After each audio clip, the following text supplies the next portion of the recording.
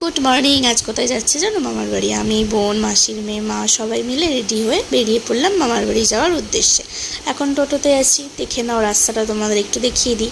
আমার বাড়ি থেকে মামার বাড়ি যেতে বেশিক্ষণ টাইম লাগে না, 3টে টোটো বদলে যেতে হয়। এটা মামার বাড়ির কাছেই একটা মন্দির। ছোটোবেলায় আমরা সব ভাই বোনেরা মিলে এখানে দুর্গা ঠাকুর দেখতে আসতাম। অলরেডি মামার বাড়ি ঢুকে পড়েছি। ছোটোবেলায় থেকেই মামার বাড়ি যাওয়ার কথা শুনলে খুব মজা হতো। আমার মামার বাড়িটাও তোমাদের এক ঝলক দেখিয়ে দিই।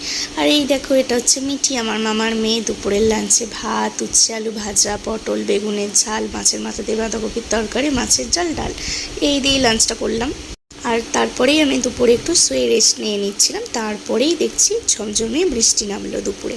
ভেবেইছিলাম যে বাড়ি ফিরতে পারবো না, কিন্তু বৃষ্টিটা কমে গেল। বিকালে একটু চা বিস্কুট খেয়ে নিলাম সবাই মিলে, আর একটু ঘুগনিও খেয়েছি। কিন্তু পরেই বাড়ি ফেরার জন্য রেডি হয়ে নিলাম। বোনকে টাটা করে আমরাও বাড়ি চলে এলাম। রাতের ডিনারে ছিল লুচি আলুর দম। আজকের মিনি ব্লগ কেমন লাগলো জানি।